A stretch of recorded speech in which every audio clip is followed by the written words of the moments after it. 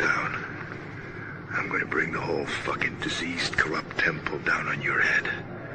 It's going to be biblical.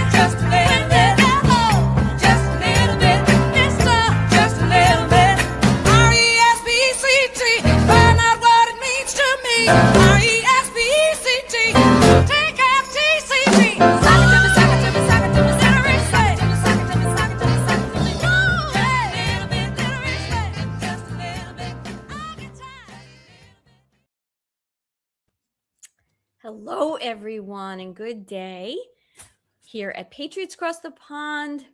This is Respect Monday with ELISA and STU, episode 13. And today we are welcoming an amazing guest, Leah Cartwright. How are you, Leah? I am wonderful. Yeah, it's great to see you. It's great to see you because we met at the Awakening Summit in April, and I didn't really get to speak to you much until the last day. And I thought she's a very interesting lady. I'd like to speak to her more. So I've been looking forward to you coming on today. Yeah. I appreciate it. Yeah, I'm finally at a place where I can actually talk about what I do publicly. So that's why it's been a while. Yeah. And I mean, as we had spoken on, I guess, off camera, like privately, and talking about how anyway we can help you to get the word out and, get on other podcasts and things like that. So people understand your work, which you're going to tell us. Yeah. But before we go any further, let me just read a little bit about you for our viewers so they know all about what you do. Leah Cartwright, also known as Urban Knight. I'm going to say too, I've also changed my name to my maiden name, McCarty. So McCarty. Okay. I haven't updated legally, but it is my maiden name. So yeah. Well, that's perfect because I did look in my phone and you're in that as my phone. So that's perfect. I'm not going to digress too much on that, but I've been divorced since 2015 really. And it took me like a whole bunch of years into the marriage to change everything to the married name. And then when I got divorced, I was like, oh, screw this. So I used like the legal name for legal things. And then everything else is in the middle. But it's such a pain in the ass. It's so trauma. You can't get your name, but nothing against him. We have a great relationship. We're still friends. We co-parent beautiful children. It's not, it's nothing like that. Thank you. It's just, I can't get my name back. And then I've got to go change my passport and this and that. And it's so frustrating. So it's no disrespect to anybody. I am legally changing it, which is the only reason I'm mentioning it. So I will be. Yeah. That's good. But I hear you. Anyway, Leah McCarty, you said, right? Mm-hmm. That's your name? Okay. Yes. She's also known as Urban Night Girl. And Urban Night Girl is a community advocate dedicated to strengthening families in need, especially those with children who are put into foster system. Guided by compassion, service, and a belief in the power of people helping people, Leah works to connect individuals with resources, opportunities, and one another to create lasting change. As a student of constitutional law, Leah is expanding her knowledge to educate, consult, and empower others to better understand their rights and navigate life's challenges. She believes that informed citizens build stronger communities and that lasting change begins with education, collaboration, and personal responsibility. Tell us now a little bit about this very disturbing case that you're working on, huh? Yes. So for me, I'll just kind of start where Urban Night Girl started. Yes. I was introduced to a homeless ministry, and I just went to the streets and started just volunteering, just learning, listening, and volunteering my time and, work cleaning. So we would show up at a church and we would minister to all the people, and then they had a bus that would go out to the streets of Phoenix into the worst parts, into the trafficking districts, and we would have a bus for men and then a bus for the women, and we would be armed, obviously, to be safe, and then we would take about 6 or 8 people with us and a bus driver, and we would go and talk to the girls and young men that are being trafficked and seeing if they wanted an opportunity to come out of the streets. We didn't come with judgment. We didn't come with anything. And truth be told, we never really had anybody come with us. It was more of a presence that every Friday night they knew that this bus was coming. There would be food and clothes and somebody there should they ever decide that the streets weren't for them. We just wanted to be a safe place and consistent. In those 2 years, I definitely took the time to educate myself on what happened in the streets, what was going on with the police officers, what was happening to all of the homeless and the women that, that the children had been taken. You have countless stories like a girl having a C-section, they keep the baby and they put her right back into the homeless encampment, all sewed up. Any woman who's had a C-section knows it's not safe nor healthy for a brand new mother to just be put back out into the streets after that kind of major surgery. We were just finding that a lot of the youth are the displaced, aged out foster care kids. They are runaways from foster care. So it just became very apparent that it was one system was feeding another system, and it was just going in circles, and we weren't making progress on, bringing anybody. So then after 2 years of doing that, I started seeing some things in this church group that I didn't find godly, if you will. It had been built where they were creating ministries and getting the finances, and then the money was going up multi-level, which I'm totally for multi-level. I don't have a problem with it at all, just not in God's kingdom. Like, we're not making money on a system and giving it to a pastor, 10 levels up because of what we're doing in the streets of Phoenix. That's not going to happen on my watch. So they were trying to persuade me to take this ministry, open it, and go with it, because I had duplicated my ministry in 10 locations, 2 in Texas, 2, 1 in New York. I was duplicating what I was doing, online. I was able to facilitate people to be able to do this and fund them. I was getting resources to help, and I would send resources throughout the country to help people do what I did. It did become dangerous. The bus had been shot at one night when I wasn't there by one of the pimps. They did try to rescue a girl one night, and another night, we got into a fight with a pimp because they were going to kill 2 girls in the streets of Phoenix, and we intervened, and my ex-husband ended up with a broken rib, and there was an arrest, and the girls were taken to a hospital. The outcome, I don't know. So did you have any questions to this point? This is kind of where I started. Yeah.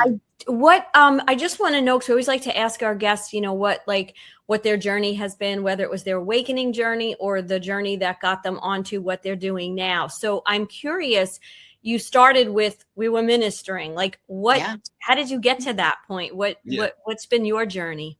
I mean, that's exactly what I was going to ask as well. It's obviously, were you aware to the trafficking first, or were you aware to the world wasn't right first, and this brought you into the trafficking? I'd like to go right back to the start of when you had your moment of something's wrong here. Well, that moment started when I was 7 years old. So my first experience in that was a very minimal, and I don't minimize anybody's case. And I'm not discounting mine, but it was minimal because I had parents that listened.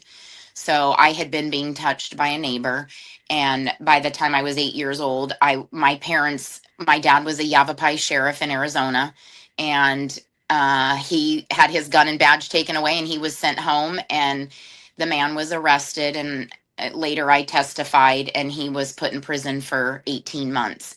However, in the meantime, my mother found 47 other children that had been brutally, you know, molested by him and sodomized, and it was just an exposure.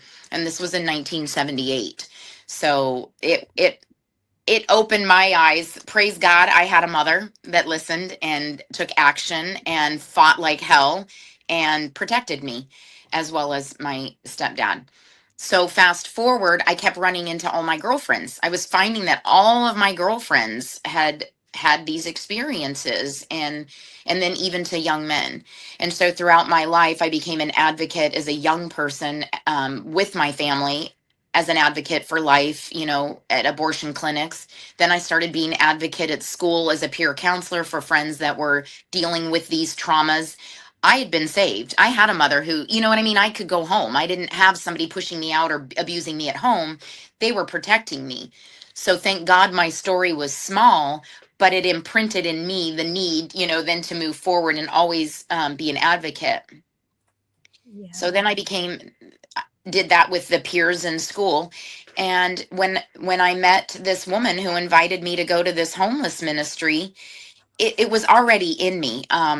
When I moved to Arizona, I started doing fundraising for 6 little girls that were satanically abused and were in a hidden home 30 minutes from my house in Arizona. So I owned a bakery, I would donate, and I would donate cakes. We would auction them off. We'd give the money to the children. I would do their birthdays for free. Just any way, as a community member and business owner and a mother of many children, I've had a blended family of 8 children. So I had a lot to fight for myself. I have a lot to protect, and I have grandchildren. And so it's incredible. So today, I know you've been working on a project. Yeah. And you said that it was something that you couldn't talk about. I think even when we were in New York, you were alluding to something you're working on, but it was still very, quiet. Are you at the point now that you could tell us about what's going on and what you're doing and how people can support what you're doing in some way? Yes.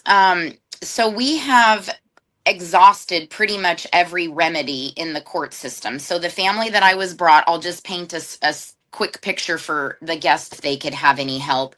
They brought the team out. They brought the CPS workers. They brought the ambulance crew. They wanted paramedics to come and look at the children. So they came to assess their teens that were 12, 13-ish. Yeah. And prior to that, they'd already had 2 other children, one taken with the Jeffrey Epstein executive 14 years prior out of Hollywood, and then another family situation that is not in a dire situation. It's just a family wrongfully taken, but this child is with the biological mother and doing well. But the dad did get his rights, taken unjustly. So I heard a story. I just want to interject something just to see, because my knowledge of constitutional law is very peripheral, so I hear it through stories and stuff like that. So I'm far from, that they start with, and they just ramp it up as they go. And every time you make headway in the court system, they do something to kick you back. It's 1 step forward, 10. Oh, 1 step forward. She might have had a call coming. Yeah, that usually does it. Knocks you because she's not really she's on the phone, isn't she? Yeah. Wow. If the battery's gone, for someone else's child. Now, obviously, if the kids had black and blues. I'm just like going off on a rant about the audacity of the court system to just come in and take children away and not say, okay, like let's say you have this different view, like bare feet, dirty feet, hair. Okay, to say, look, we just want to make sure that the kids are okay. And this is something that, you know, a lot of people don't live like you. So, you know, we're concerned. But to take a nursing child away from its mother, to think that pulling children away from their family, I mean, it's just okay for a while. But as you well know, in Nevada and Arizona, it's 115 degrees in the summertime. You can't live in your car, and you're not allowed to be homeless anyway. Not allowed. So, yeah. When did this happen? You know, what was the year? 2 years ago. 2 years ago, December. Mm-hmm. Now, so we're a year and a half in. So are they still, they weren't able to make it back to Arizona? Is that the idea? Or currently they are back in. We have nowhere else. I mean, there's nothing else to do. We cars, maintaining your health and your life, all of the things, and then add another full-time, you know, work to get your child out of a system that they took illegally when you don't even live in the state. So the severity of this case, then, the minute they had a flat tire, well, guess what? That sets them back $100 of Uber. So they've Uber Eats, they have $100. What do they do with it? They're going to feed themselves, they're going to feed their dogs, and then they're going to try to get a roof over their head for the night. But a flat tire, they're now behind. 2 flat tires, they're really behind. We're on 10 flat tires in 22 months. 10. We're on 3rd car, 4th RV. Their property is ransacked. They are stalked. They are followed. They have come to my house. I have been followed multiple times all over Arizona and Nevada. So even the advocates then are, you know, on the radar. So I want to ask you, well, I have so many questions, but just on what you just said. So number one, we know that the Trump administration, one of the first executive orders he signed was anti-trafficking, right? So we know that the radar is now on this, and we're trying to, but this goes so much deeper than, you know, just what we think about when we think about trafficking, right? You think about there's like a cartel or a group and they grab kids, right? And we're not thinking necessarily yet as a collective in this country and internationally that part of the problem originates within the government organizations, right? So you're thinking, many people think or have thought that CPS and the foster, it's all there to help and this and that. And then you have like a movie, okay, albeit it's a movie, but you have a movie like Good Will Hunting 20 years ago, whatever it was, showing what goes on in these foster homes, right? With him getting beaten and abused. So the question I have is, I know we're trying to do these things like at the state level, but what do you know what the administration has or is doing for this kind of stuff? Because this is like, in my opinion, and correct me if I'm wrong, it's more like under the radar stuff. It's not like blunt in your face, someone's grabbing kids off the street. And it's these organizations. Like, do you see that these organizations, from what you can tell from doing this for so long, that they're starting to be either infiltrated or taken down by the good guys? Do you see, is there any hope, I guess is what I'm saying, because this is all part of the trafficking network? It's actually horrifying a lot of the times for people on my side of this, where we're intimately walking through this path with a family. Like, I haven't left their side in this time, and I've watched every single thing. Yes, there are things that are happening. I did want to express that we are working into the trust where we're dealing with international non-negotiable instruments and chambers. That is something that doesn't normally happen. However, I have been able to participate in that, and there's 2 other people that I'm aware of right now that are also doing these behind the scenes documents that allow us to, like you said, give back the children to their rightful owners. We own our children. They're our property because God gave them to us. It's a God-given thing. We are the protectors of these children. And when our rights are taken, we have to fight in a different way. How I do it, yes, we call it ghostwriting on the shadow docket. So in constitutional law, again, I'm no lawyer. I'm just on the job training. I'm just a mom. I owned a cupcake shop. I owned a cupcake shop for 20 years, and I've turned in, to educating myself on this because it's powerful. We do have to learn how to stand up. When Trump gave us the power back to the people, Lewis Herm says it all the time. Nobody's coming to save us. Nobody. It's us. We have to stand up collectively. Everybody needs to find a foster care situation, family or somebody in the judicial system that is wrongly incarcerated. And with your knowledge and your trust that this person, you've watched them, you grew up next to them, you went to school with them, you go to church with them. Are they righteous families? Are they being taken advantage of through the judicial system? Come and follow along how we as family advocates, it has been traumatizing to be one or two people helping a family. If there were 20 people helping, the load would be very light for me and with everybody else, because there are things that everybody can do to come alongside these families to break the system down, because numbers matter. The sheer numbers of people showing up as court watchers, advocates, sitting in courtrooms, writing affidavits, defending the family. If they have to print documents, let them print documents on your ink. Come alongside them in some way that lifts these smaller burdens, because the bigger burdens are always going to be there. The court dates, babysit their kids for free when they have to go to court, or if they don't have, because a lot of them have other children at home.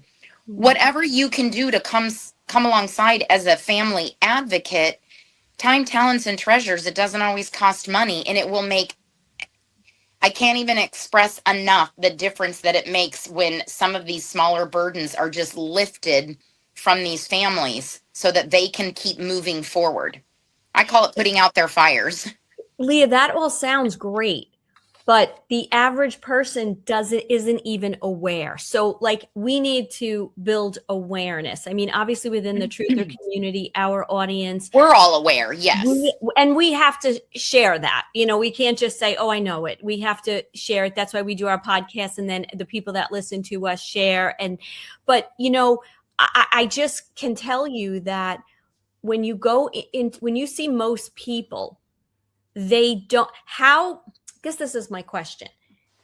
If our government, not that we're waiting for them to save us, but what I'm saying is these are systems that are very big. And unless we get more information about how corrupt they are, people can't stand up. I can think of, just off the top of my head, so many women that do volunteer work, and they would jump on to do something like this if they knew there was a need.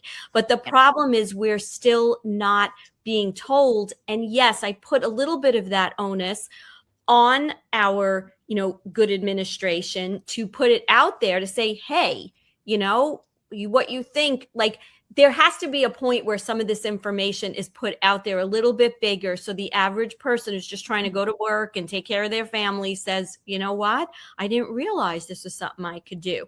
And the other thing is too, our court system is so broken. Maybe it's not broken. Maybe it's meant to be that. It works just fine, actually. Yeah, exactly. But we all know that. Yeah. Look at the marital courts. It's disgusting. It's a joke. It's so, they just want to push the cases through. They don't give a shit if, even with parental rights, we've seen with Joe Rambo, what he's gone through, and they'll return a child to someone who's proven to have been abusive. I mean, it's just so illogical. So my big question is, how do we get more awareness, and how do we get we know that most of our Congress people are compromised. We don't even know if they're there anymore, right? Right. How do we get this ball rolling so that we can start to build awareness of what's really going on in the foster programs and the CPS and how they work together?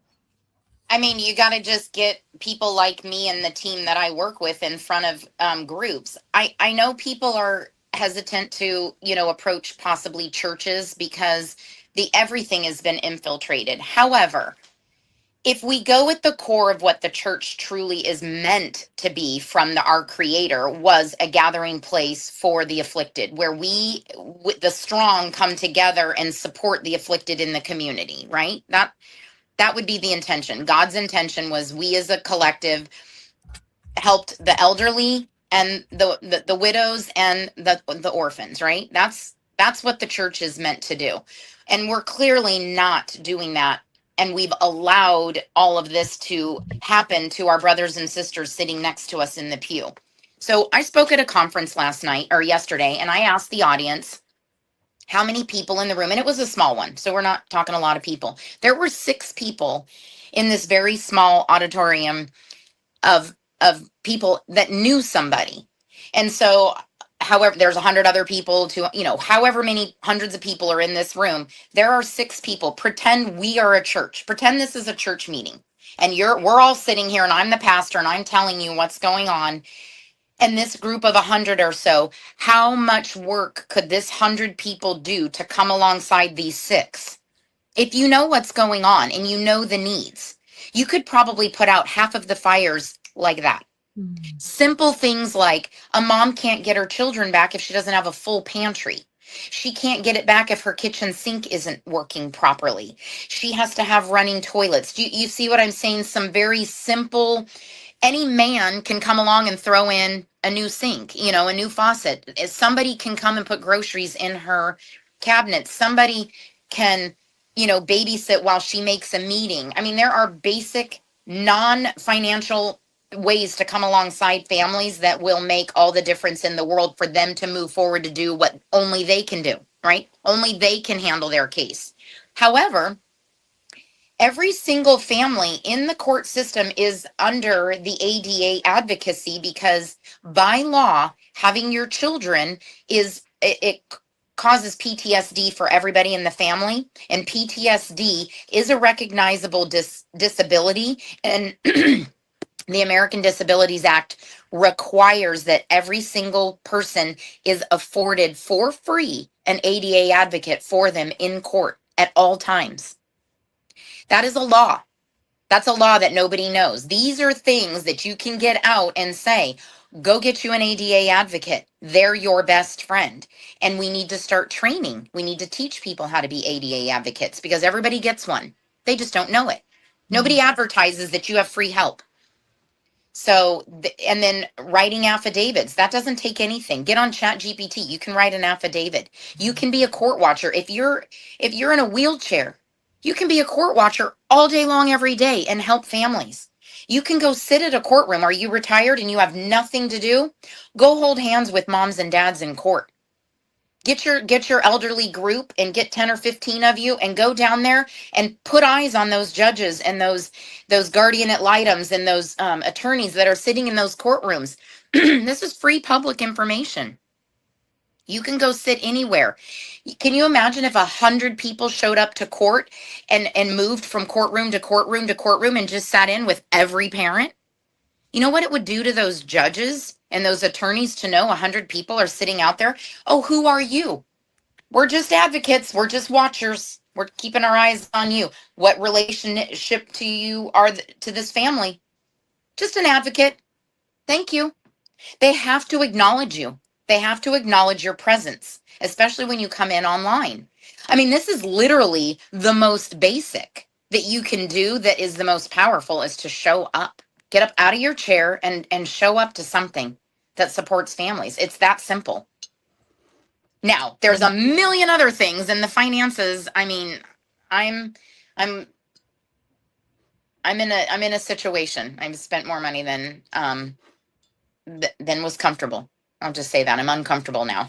So I kept, when I gave my speech yesterday, everybody in this entire world that is on our side, that has a home, that has a car, that has finances, that has a job, that doesn't have their children taken and being raped and sodomized in child protective services, needs to get uncomfortable. It's going to hurt. You're going to have to sacrifice. Pick up your cross and follow Jesus. That's what he said. Pick up your cross and follow me. And it is at great cost. Nobody's willing to be uncomfortable. Nobody's willing to put down the Starbucks. Nobody's willing to stop buying, the purses and the shoes and to going to the restaurants. People are not willing to sacrifice anything for their brother or sister. And we aren't going to get anywhere until they do. So if everybody's crying about how long this is taking, now it's you. It's because of you. You're not moving. You're not helping. You're not acknowledging. And until you wake up, we're stuck. We're not going anywhere because Trump by himself as the president isn't going to do shit. He can't.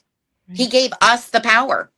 Go look up your constitutional law. Every single Supreme Court justice ruling. My business partner is brilliant.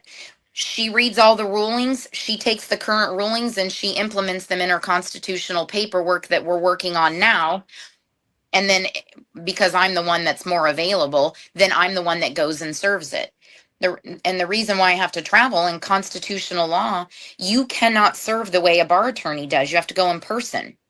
So it requires me to get a hotel room. It requires me to travel. It requires food. And I stay in places 2 and 3 weeks at a time because they respond and they have 72 hours. Then you have to respond 72 hours. Then they have to respond. So I'm literally live action, traveling around the country, filing documents, waiting, filing documents, waiting, filing documents, and then I fly home. So it works very different for what I do, and it's very costly. And I have rented home. I still have to pay, I have to have somewhere to live at home. So I'm dual taking care of my household, so I have something to go home to, and then it costs me, and then all of the filing fees while I'm traveling working for clients. So I have it dialed in, but it's exhausting and financially draining. So and there's not very many of me. So. Wow. I love what you just said because Sorry, I was muted then. I was just talking. Sorry. I'll let you finish in a second. I just, what I'm thinking is, right? This is like what I'm thinking in my own little world. I have a lot of people I could think of that do volunteer work or want to. Right. I have a lot of people in my world who are in the legal system, good people, not scumbags. And a lot of those people are always thinking, well, I'll do a little pro bono and that's nice. But this idea of the watcher groups. It's powerful. It is so powerful just to show up because it throws them off. Why are there 50 people on our online chat? Because all you do is call in. They give you a link. You're a court watcher. You're watching all of them. Everybody should be a court watcher. Everybody. And go there. Okay, I'm going to go back to the churches. You have the churches filled with elderly. They're looking for things to do. They want to serve. They've lived their life. They have time, talents, and treasures. They have a lot to bring to the table to help young families, right? If they're healthy, they can babysit. If they're healthy, they can go sit with them at court. If they're healthy, they can get online. I mean, it's literally about the numbers. Stand up. Louis Herm says it all the time. Nobody's coming to save us. I mean, that man has been screaming it from the rooftops. We have to do the work. We, the people, are the plan. We say it all the time. I've been saying it for years. Listen, just use your voice. It doesn't matter. Get involved. Start sharing stuff on your social media and stop being scared about it, right? And get involved. And General Flynn says it all the time. Local action equals national impact. If everyone was just to walk outside their house in mass non-compliance and we're not playing your game anymore, that's pretty much it over. But people have to get involved and doing, these things like that and getting in court and whatever they're doing. Them. And they see them as vulnerable, right? So this is a great way to take children and traffic them and do all kinds of other horrible things. Is there is there like like somewhere, some resource that I could send out like to all my friends like about this? Because obviously I'm going to send what we just spoke about here because you are the best educator of this. But is there just a link, or is there a 1 sentence or a 4 sentence thing that I could say, hey guys, anybody, we need to get involved. If we all love the children and we're sick of all the corruption that goes on, we need to be aware that there's a couple of very simple things we can do, especially those of us that want to volunteer and may not have lots of money to just donate to help someone. If we do, great. If we don't, how do we, I'm thinking of, like you said, senior centers and all these other places that these people don't know what to do with themselves, and they want to help. I agree. Here's part of the issue. We're back to, I don't have time to do the work for everybody.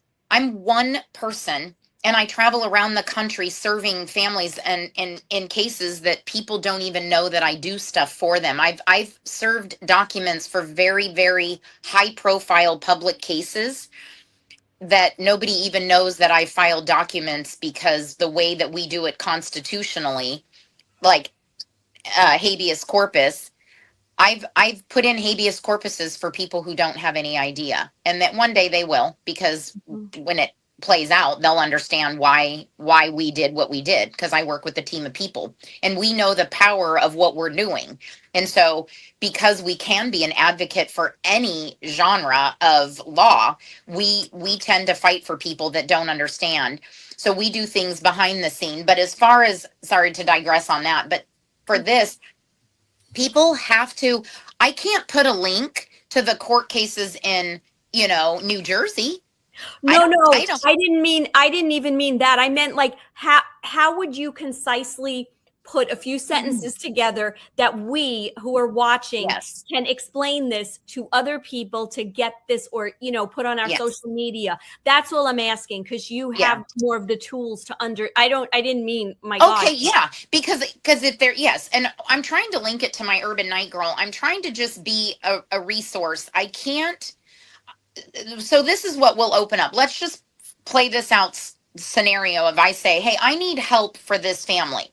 Come alongside me. I need somebody, because right now, truth be told, they're running out of water. They're running out of propane. They're running out of resources, right? Because they can't get jobs. They don't have driver's license. They don't have birth certificates. They're out of the system. So they're functioning in life. They've gone to gold backs. I don't know if you guys know what gold backs are, but they're international. So they use those. We use crypto, because these are things that are used outside of the system. Side note, I got my federal bank shut down. Doing this process, working in gold and silver, because I get paid sometimes in silver, the government came in and shut my bank account down so that I can no longer, use the banking system. So I also use gold and silver and gold backs and XRP and XLM, and I'm big advertisement for them, because it has helped me navigate a system that shut my bank account down right in the middle of me being out of town and working for clients. I now can't go to the bank. So that they try to stop everybody. One of my ADA advocates that works very closely with me, they took her 3-day-old granddaughter out of the hospital during this case. So then we spent the next 8 months simultaneously working on all these other cases. We now had to get her granddaughter back. Her granddaughter, because they don't want us. They know what we're doing. They don't want us working hard. The independent counsel that's, I don't know what she's called, advocate for the ad hoc meetings, she uses my security, because I have a guy that runs a security team, and they hire him because now she's a target for all kinds of things. So we're all being targeted just as advocates, not just the family. So we do need to be able to have a foundational thing, that the most basic, and I will put that together for you. And then I don't want a call to action of, hey, come help me, because guess what? That just opens the door for every other perpetrator. Yeah. So my point of my call to action is, I can't put a public call to action to help me and any family that I'm associated with, because I don't know who's coming in. Every other perp is going to be like, oh, a new avenue to get to the most vulnerable, right? They're going to get out of the system and I'll be there to catch them. Well, now you're just putting in the hands of somebody else. So Yeah. we can't, I'm learning I can't do that. What I need is for you at your church or your affiliation, wherever you are, you know somebody, you're the filter. I know this family has not harmed their children. I've spent 22 months living with them and watching and paying attention and reading everything that's going on, making sure that they are constitutionally sound. Did they do something? I don't know these people. I've never met them. Now, that's a different case. But if you're sitting at church next to somebody, and so in that room, 6 people raise their hand. Does anybody know each other? Do you have somebody that can vouch for this family? I've gone to school with them. I've gone to church with them. They're good people. They had their children. Let's build a coalition. And I'm going to be the filter for any nefarious behavior. The plumber that needs to come and fix the mom's sink, I'm going to make sure the plumber's good. I'm going to make sure the people bringing the groceries are good. Just a filter for a family that you know and trust. Then you need to start looking who's in those documents. Who's the judge? Who's the CPS worker? Who's the lawyer? Who's running these kids? Because guess what? They're in your neighborhood. They go to your kid's soccer game. They sit at the parent-teacher meetings. You see them at the grocery store. When they say they're not going to be able to walk down the street, it means they're not going to be able to walk down the street. Find a family, dig into their case, make sure they're righteous, and then you start going after all of these infractions, constitutional. You have to pull out the constitutional, things that are done against them, and you have to work against the judiciary. So jurisdiction, there's some basic things that we can guide people on. I'm not a lawyer. I can't tell you. But what I do know is foundationally, if they don't have jurisdiction, they don't have anything. And a state cannot be a party to a person. What crime did this family commit against the state of Nevada? Nothing. Well, that's constitutional law. You don't have any jurisdiction to take my children. Thank you very much. You can give them back now.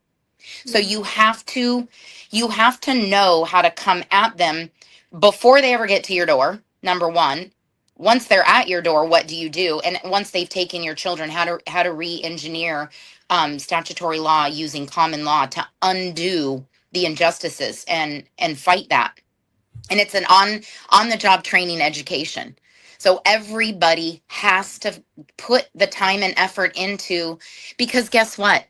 The borders are closed, the tunnels are shut down, and they're coming for your children and your grandchildren. This is the message. You're next.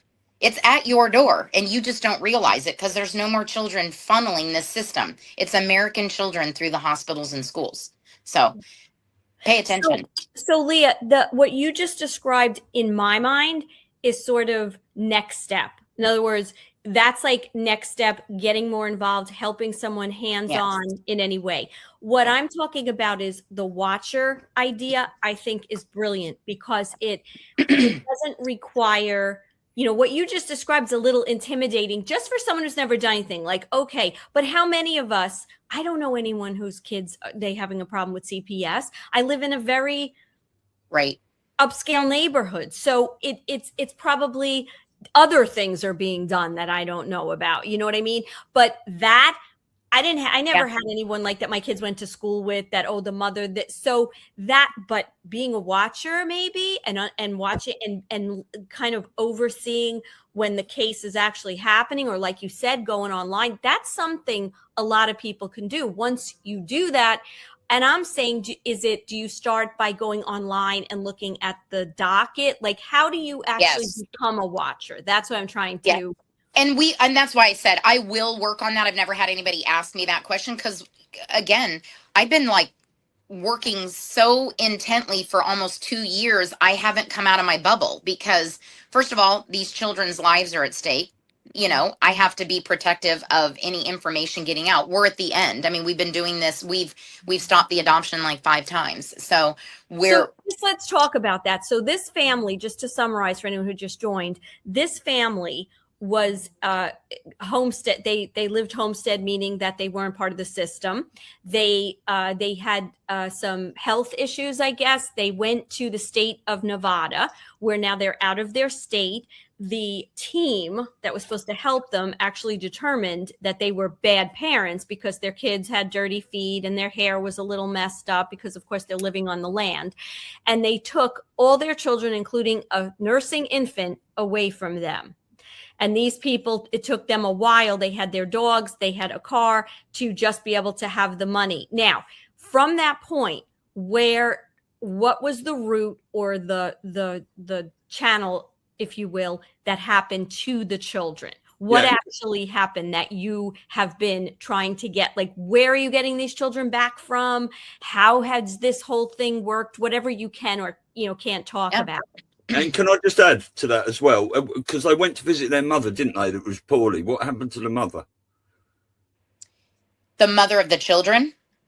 No. Didn't they take their 5 kids? Because she is still alive, and she is with. We have now put the 3 of them together. We have grandma with mom and dad. Their health is extremely poor, and you can imagine broken heart syndrome is a real thing. It is a real, very, very real thing, and the family is not healthy. The trauma is. I have the mom's on oxygen. She has congenital heart failure, so we're working. That's why I said they're out of resources. I'm out of resources. It's getting uncomfortable. It's very uncomfortable. But yes, they are together as a family, and I do have my eyes on them, and I do take care of them and make sure that they are alive and they have food and they're protected. So they're back in Arizona, but now tell us about their children, because how many? 5 of them were taken? Mm-hmm.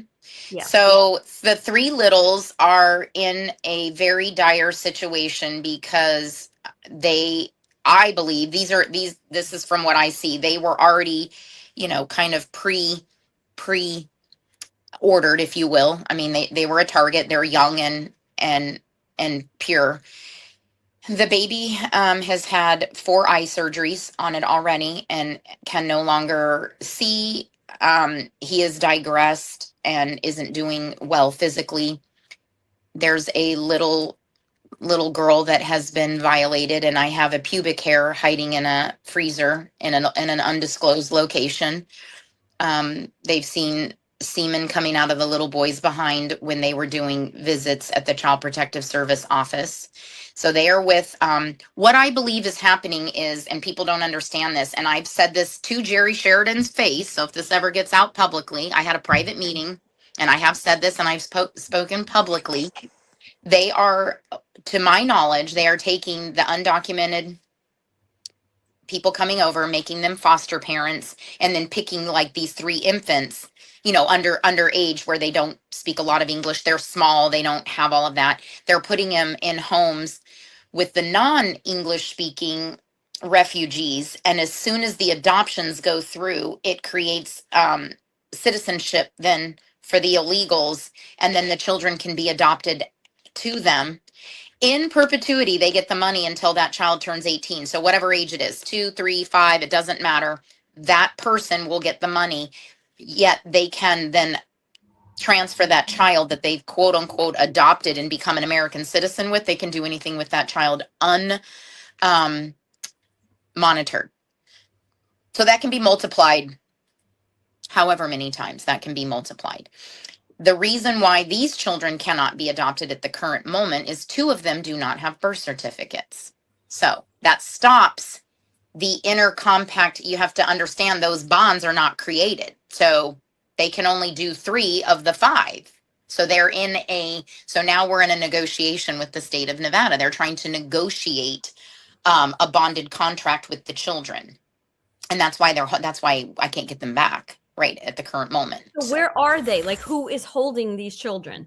They're in a foster home with non-English speaking people in Nevada, and then the 2 older ones they're in a decent home actually. And I know I've met the foster parents, the foster father multiple times, and he's actually a nice person. However, they had come from a group home, so they were being beat. The girl was almost raped. multiple times because they put them in a group setting. And by the way, they put barbed wire on the inside, like a prison. They take a bunch of kids and they throw them in there, and then they were doing fight clubs with the older kids one night. We had it on video. The daughter was calling from the inside because they were hosting a fight club, and she was getting the crap beat out of her while we were on the phone with her. So yeah, they're just being held in Nevada. So we, in fact, we had an uninvasive eye opportunity to bring in some natural healing to the infant, and they denied us. They denied us care for the baby. So I have another court hearing. Yeah, and they're going to try to adopt him out again and do another surgery on the infant. So I have that on. And this is all preferable, I say that, to being with their family. Of course. Yeah. No, I mean, and the parents, listen to this. The parents met when they were 6 years old. Now their life has never been perfect, and they've done some things, and they've got an extra baby in there that, again, she's with the biological mom. So she's there. The one is, in a safe environment. However, this couple is still together. Right. They're the biological parents still together, living in their homestead. Like, why would you take them from two loving parents who've done nothing? Nothing. Yeah. And they're not divorced. They're not fighting. They're together fighting the system, and they can't win. Bless them. It's insanity. It's like, I sit here going, am I living in some, like, I don't know what world I'm living in. Nothing makes any sense in this particular case. And it's 4 states. It's 4 states and 4 generations that this family has been targeted. The dad was taken in foster care at 6 years old, and he was traumatized, tortured and traumatized through it. And then he aged out at 18, and he got thrown out into the streets. He had nowhere to go, and unfortunately he produced a child. Not unfortunately, he produced a child. Okay. It's not the end of the world. It's a child. And then it got taken. So, it's just repeating behavior. Yeah. And yes, we can all get involved at a very, very, very minimal level that you will have to seek it out in your community. I can't get links and post links for your town. So somebody's going to have to be an advocate to set up, here's the links in our town. Let's do this together. But we can set up a coalition across this country if people want to start. The more eyes on these judges and lawyers, the more uncomfortable they get, because they're committing crimes all day long. And we're aware. Understand the Constitution. All you have to do is listen to the court case, and you know exactly what's happening, and you can take notes. Yeah. Take notes on a case and write an affidavit of what you've seen and turned it in. It's paperwork. Be an advocate for the family by writing an affidavit of what you saw as a court watcher. It's holding people accountable. Do you have a website, Leah, or is there websites out there that sort of discuss everything you're talking about that people could go to as a resource to, learn a little bit more about everything you've been telling us today? I don't have a website. I've been like a one girl thing. I can't do everything. I don't know how to do it. And if anybody wants to volunteer and help me, that would be great. I am working with a team of builders, and we are working on an AI project that is going to insert all constitutional law. And then it's going to allow people to, for free or very minimal, like, $5 a month, just something to keep the website going. You're going to be able to interact, put your case in, and you're going to be able to banter with the AI back and forth so that you can litigate for yourself, sue juris. Because what you want to do is go sue juris. You want to represent yourself as the living person. And in those courtrooms, you have the power, and you actually run the courtroom as a constitutional advocate for yourself. This isn't me. I'm not some constitutional advocate for whatever. I have to learn it for myself, because this can come to my door. I want to be educated so that I can protect my family. Should they come knocking on my children's door for my grandchildren? Yeah, exactly. I mean, this is what a lot of people are doing. I didn't know anything about common law, 20 years ago, but then, and I've got a friend that really digs into all this. I do other things, and I've got other people looking into stuff, but everyone needs to learn a little bit about all this stuff, because we don't have any rights, really. It's international too, and I think that's what people don't understand. So common law is God's law, and the Constitution just puts it in practice, right? Like it's a performance. It helps you perform. This is, if you do this, you get this. If you do that, you get this.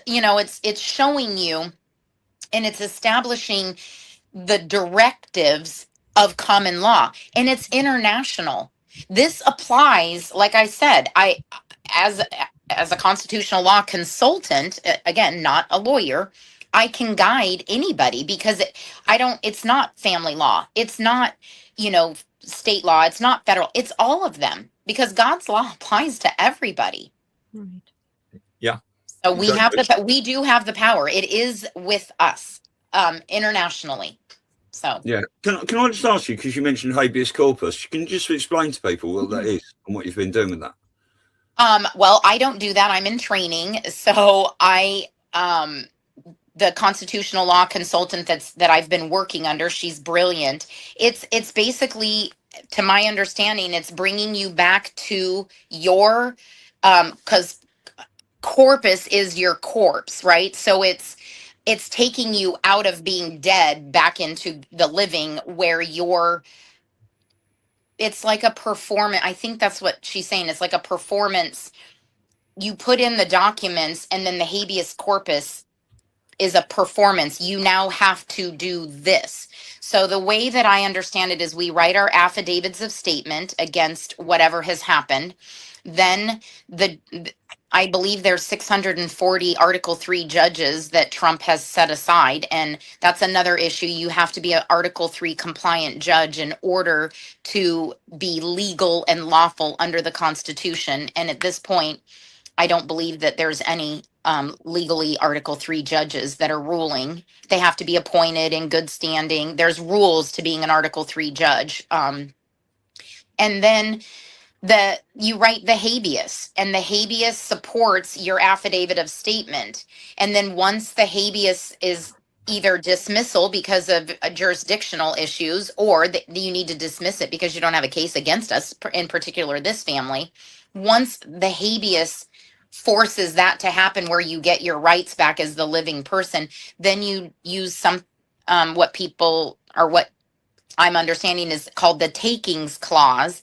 And then you write the remedy, because in constitutional law, wherever there's a right taken, there is a remedy. And so then you write the remedy on the back end after you get the children home, or whatever it is that they've done, then you write that and you get your remedy. It's a 4-step process. It's detailed, takes a lot of time. However, it is that simple.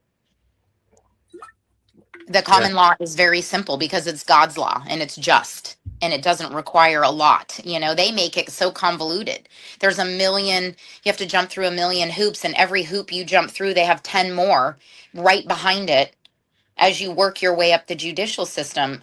We go straight to the Supreme Court because that's the ultimate law. We're supposed to have common law grand juries, and under a common law grand jury, the Supreme Court is the only court that can rule. So all these other courts, just are filters to slow down that process and burn you out, so you don't have any resources to get to the Supreme Court, if that makes sense. Yeah, of course it does. I mean, there's still a lot of people that just do not understand how international this Satanism problem is, and how many people practice this shit. They are anti-God, they are anti-everything that we hold dear, and the closest thing to God to them is children. Right? And they have, taking pleasure out of seeing a child cry and things like that. These are the people we are dealing with, and the abuse of children, and it is fucking disgusting. Yeah. What they don't understand is the most prized child is one with an umbilical cord still attached. So I'm just going to leave it right there. That is what they want, which is why the hospitals and these birthing centers, which is why they're so important to them. The abortion industry, it's out of the womb. It's the purest of the pure. And what they do to a baby with a placenta attached is unimaginable, but it is the truth. They do. That is their highest sacrifice. So. Wow. I know what I'm fighting for, and so it's like, it's really difficult for you know, to stand down. And I don't have it all. I'm just regurgitating my on the job training. So I hope I'm doing my constitutional lawyer consultant guru. I hope I do her good, because she is brilliant. She is passionate. She has taken on cases that nobody would take on, and she fights like hell. And she's 80 years old and she never stops. And I'm in gratitude for her education. Wow. Yeah. Brilliant. Yeah. Yeah. Can I just ask, because you said you've been followed many places. Do you know who you've been followed by? No. But I work with the King of Hawaii, and his Secret Service lives by me, and his Secret Service is the one who intercepted people following me and said, I got your tail off of you for you. I was like, thanks. And then I had a guy up north one time. I had met just a nice person, and we went broad daylight. He wanted to take me somewhere, and there were 2 SUVs following us. And he said, did you recognize the 2 SUVs following us, one from the left and one from the right? And I said, no. And he goes, he specifically took me to a safe place because he recognized that people were following us. And I was like, oh, I'm so sorry. Maybe take me back where you found me. You know, strangers, I can't even meet strangers. And I'm like, so sorry for that. And he goes, no, it's okay. Like, No. how awkward, you know? Like, Yeah. So is there anything else you want to talk about this case? Because I would like to talk about you and Lewis Holmes in a minute, obviously, because you did film cases together, didn't you? Yeah. So yeah. It's so much. The gang stalking is excessive. They did have people destroy their property multiple times when they were out of state. Obviously, they have to stay out of state to do this. So it leaves their property very vulnerable. And I will back up with, this family is constitutional. They taught their children constitutional law, and they have gone around the West Coast serving people about COVID, people about all of the injustices. So everybody on this side of the town is very aware of the judicial notices that this family has served in the courts all over the place. And so unfortunately, then they're targeted and they don't get the help that they need where they live, because everybody, including the sheriffs and stuff, have been served. I mean, they have done injustice to this family. And so they're a target now. That's all people need to know. You become a very serious target, and people with guns follow you. Yeah. No, I hear you. I mean, if you can give that family our love, and from everyone in the chat out there, we will pray for them and Yes, do everything we can, and share this video about everywhere we can, for sure. Right? Yeah. Because there's lots of people suffering in this world at the moment, while this hidden war continues to its climax, hopefully sooner than later. And like I said, this is an epidemic. This is consistent with all the families. You go to you can look them up online. Go listen to any ad hoc meeting from Arizona. Every single family in there is like, we can't afford this. There's a cardiologist in Phoenix that was worth $10 million. He's bankrupt. My friend that was on the video, David Segui, he was a professional baseball player for the Orioles, bankrupted. Not to the point he can't live, but I'm just saying, these people with millions of dollars are targets just like everybody else. Yeah. It's not peculiar to poor people, homesteaders, people who live in apartments, or people who live in $10 million homes. They're coming for your children. It doesn't matter. That's what I say to everyone. You cannot get away from this. I know people that say, oh, Great Britain's crap at the moment because of everything that's going on over here with the immigration and Labour Party and all these sorts of things. I'm going to move away to here. I'm saying you can't escape this, right? It is everywhere. Everyone has got to make a stand and get involved and do something. Yeah. Whether the Q and the military are working behind the scenes, and Trump says we're giving power back to the people and stuff. We, the people, they cannot give us anything back. They're not coming in to save us. They cannot just do anything like that until we, the people, have risen up and met them in the middle somewhere, so that we're at a level, right, to be able to hold on to that power of truth, justice, responsibility, and love, and eradicating all this criminality everywhere. Because otherwise, it will just go underground and pop up somewhere else. Yeah. Yeah. Well, I mean, the work you're doing is just so incredible. But what I do love about this particular show is that you've given people something they can do. You know, it's not just hearing another story that we feel awful about. We have to start doing these small things. They're the most powerful. In truth, when Yeah. you start out foundationally, again, writing an affidavit of statement in support of a family, and maybe you don't know somebody, but Mhm. I guarantee you, everybody in this audience, if they really dug in and and maybe they don't know anybody, but they started asking around, just go to your personal friends and start becoming aware. Turn the TV off, stop going to, all this extra stuff. Start getting uncomfortable in your own life where you're choosing to pursue truth and you're choosing to wake up and say, okay, I've dropped the ball a little bit. I haven't engaged. I don't know what to do, but I'm going to start researching it. And like I said, become an advocate, even to the minimal of being a court watcher or just going down to the court and being a presence. Yeah. If 100 people would just go stand in the courtroom quietly, we don't have to be Antifa. You don't have to burn anything. You don't have to throw, sticks and stones. We don't need weapons. We need presence. We need your presence in these courtrooms and in these spaces where families aren't feeling so alone. And how would you like it if it came to your door? Right. Do you want 20 people going with you, or do you want to be left alone where you're just drowning while everybody else is going to, their kid's soccer game on Saturday and church on Sunday and birthday parties on Tuesday, and and these other families can't even see their kids, can't even talk to them, haven't held them in 2 years. Do you want to go another day without your child? No, you don't. Why would you want your brothers and sisters to go another day without their children? When are we going to be pierced in our hearts? Our hearts are so hard and so wicked, and we love money so much that we aren't willing to sacrifice for our brothers and sisters. It's biblical. Lay down your life for a friend, bear one another's burdens. Are you bearing one another's burdens? Because God doesn't care about how much money you got in your bank account. They don't care. He doesn't care what kind of car you drive, what kind of house you live in. What do you have for the kingdom that you're hoarding? Do you have an extra RV that's sitting in an RV lot 9 months out of the year, 10 months out of the year, that could be lent to a young mom with a baby who doesn't have a roof over her head? It's the only thing that would give her child back is a roof over her head. And you have an RV that you pay storage on. Right. You pay storage.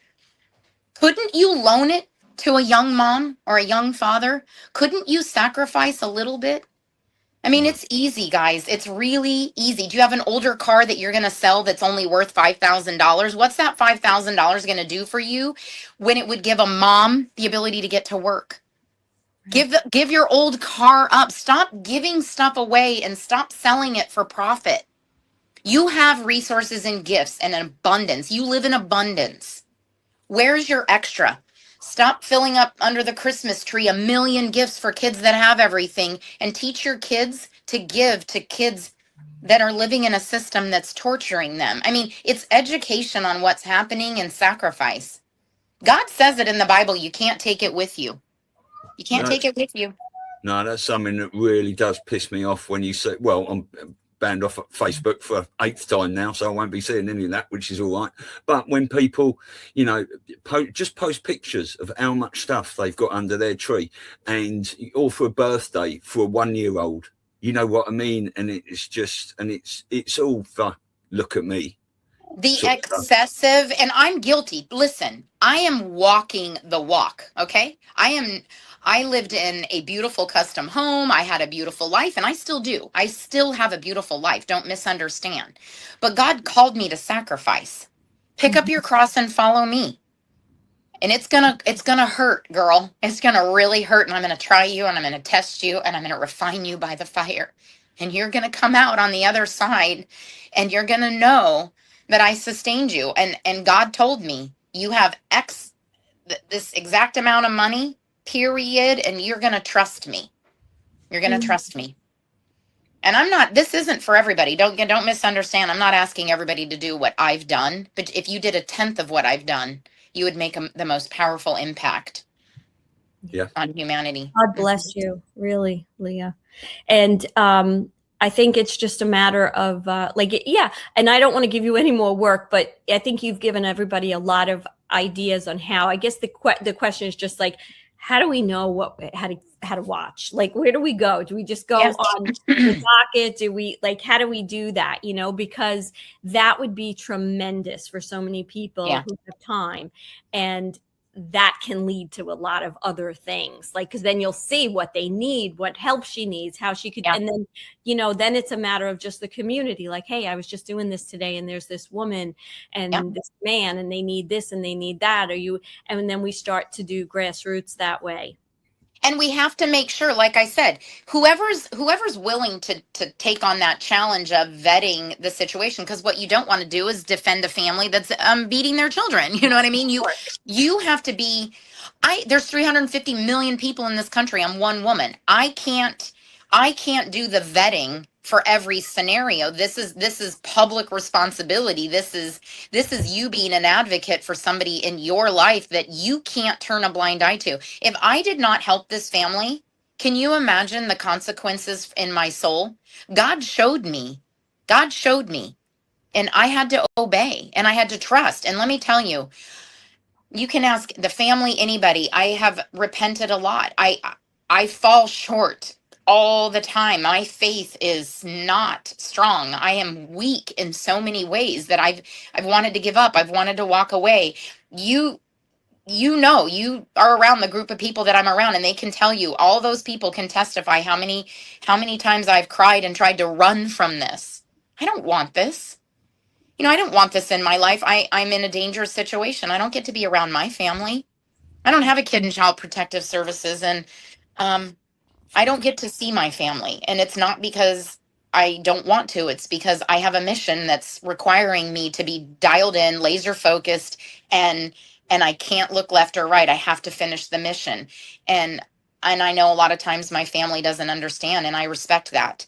But it does hurt, because I don't have those comforts. I don't get to go home to holding my grandchildren and my children. I don't. And until this is finished, I don't get that. My families don't get their children back, and the people we work with. We have to work for everybody until this is resolved. And we've been told that. We've been shown. I do have NDAs, so there's things I cannot discuss of who I'm associated with and where I'm at.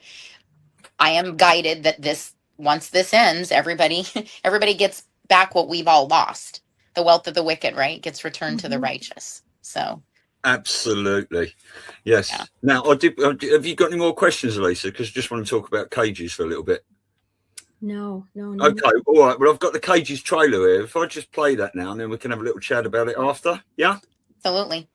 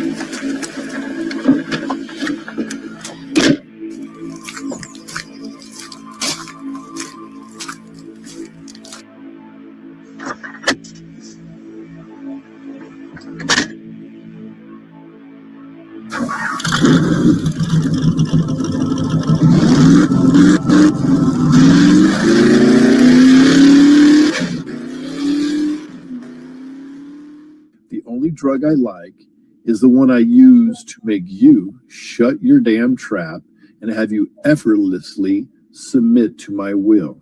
The young lady was court ordered to be sterilized under the false pretense of having an appendectomy. What you're about to learn will be shocking, heart-wrenching, and may seem unbelievable. You will see hard evidence, anecdotal and circumstantial evidence of blatant crimes against humanity.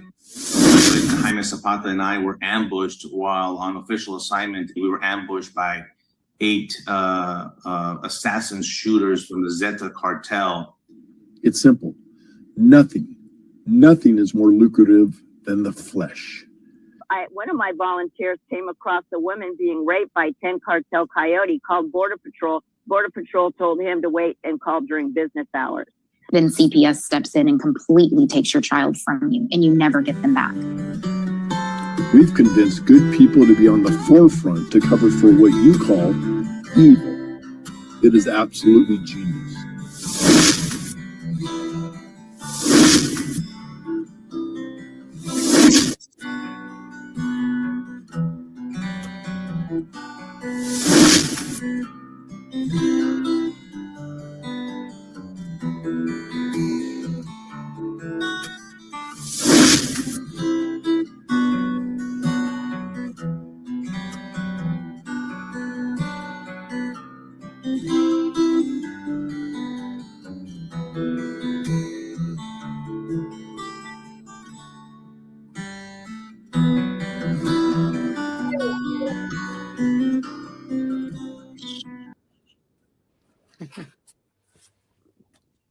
Yeah.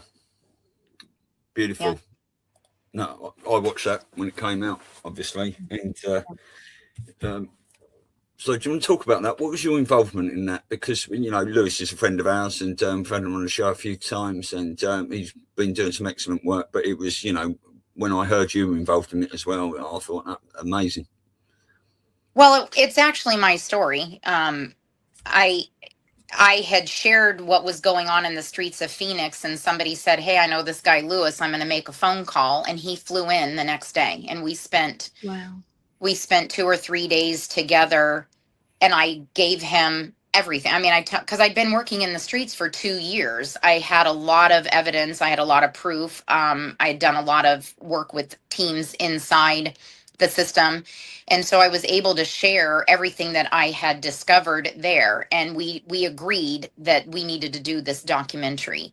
So I had a family situation that I had to step out of that documentary because anyway, I had a family situation that I had to step out. And I just am in gratitude that Lewis continued to move forward with that documentary and made that happen. And I will forever be in gratitude that he took that story and did that.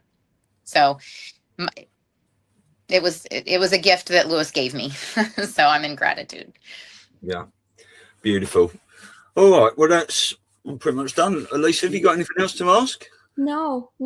I just know that I'm going to be sharing this with everyone. You know, we like to share all our shows, obviously, but we're also not just trying to educate, we're trying to inspire people to actually get involved and do things. And certainly any way we can help you with any of the contacts we have to get on other shows, right, to get to as many audiences. Absolutely. That the key is, so now I'm able to travel. So my request is, and I say I'm a church girl, right? I know how churches run, and I don't think they're all bad. Obviously, I think there's more good in them than there's bad. I think people are just unaware of how powerful that unit can be, because you have every resource under one roof. And if everybody had a mission in mind and they understood the gravity, lots of hands can really make a difference in a local community, you know. And specifically, like, this one judge had 1,000 families on Facebook that he had taken their children. Well, guess what? If those one judge, 1,000 families, same scenario. Yeah. Yep. So these Facebook pages come out, and all you have to do, I'm going to give you a good hint, go on Facebook and look up CPS, and you will find more people on there, and they will all tell you their story. Again, if you don't know them personally, you don't know. However, the documents don't lie, and they're public, and these people will give you their documents. They will tell you everything because they're fighting for their children. They have nothing to hide. Then you know. So then groups can get together and come alongside them. I will travel anywhere. Just get me there. Give me a place to lay and a little bit of food in my belly. I don't eat much and travel expenses, and I will come speak, and I will guide, and I will go down to a courtroom. I will take you to sit in a courtroom and show you what to do. I will be there. I will speak with you. I speak at Board of Supervisors meetings. I speak at school board meetings. I speak at ad hocs. It doesn't cost anything to stand an advocate for people. Nothing. Gas and a little bit of your time. Yeah. Well, Leah, you're doing some absolutely amazing work, and thank you. It's we thank you. God bless you. Fighting alongside you. Now, where can people find you? I know you're on Twitter, aren't you? Urban Night. I'm Urban Night Girl. Again, it's not me. It's not my face. It's nothing. It's us. It's we the people. So I just use Urban Night Girl. I'm going to educate as much as I can on there and guide and answer as many questions. I don't have all the answers, and I'm one woman. So if anybody has any expectations that I'm going to save anything, I'm not. I'm just here to tell you, if a cupcake mom can walk out of that life and walk in and learn constitutional law on the job training, anybody can do it. I'm just a mother who cares, really. Exactly. And you're Cupcake Queen 171. I sure am. And do you have a YouTube or Rumble channel? I don't. Cages is on Rumble, and that's, that's everything that, people need to know. And then I do have Facebook, but again, I'm not advertising. I just have been working. So Urban Night Girl on Telegram is the best. And, we're just going to continue to educate people. Knowledge is power. Yes. Brilliant. Sure. Thank you, Leah. Lovely to It was such a pleasure meeting you all in New York. I'm in gratitude for the relationship built, and I thank you for this. And I'll speak anywhere, anytime. Okay. Well, thank you. Thank you. Wonderful. All right. Well, thank you, Leah. Thank you, everyone in the chat, for watching. And yes, we're back tomorrow with Mark Atwood. So take care, everyone. See you later. Bye. Bye.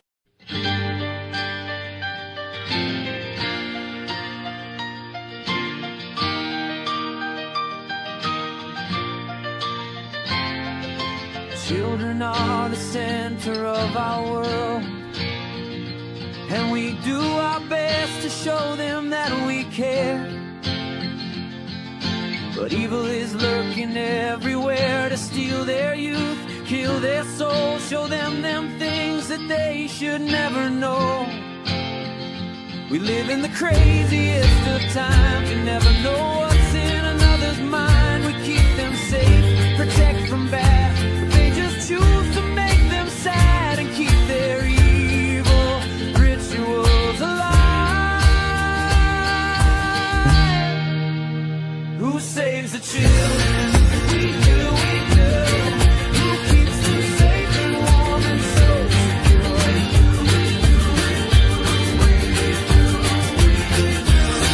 We do, we do. Who saves the children? We do, we do. And we'll fight to death to keep them safe for you. We'll fight for what's right with all of our might, and we won't leave one single child behind.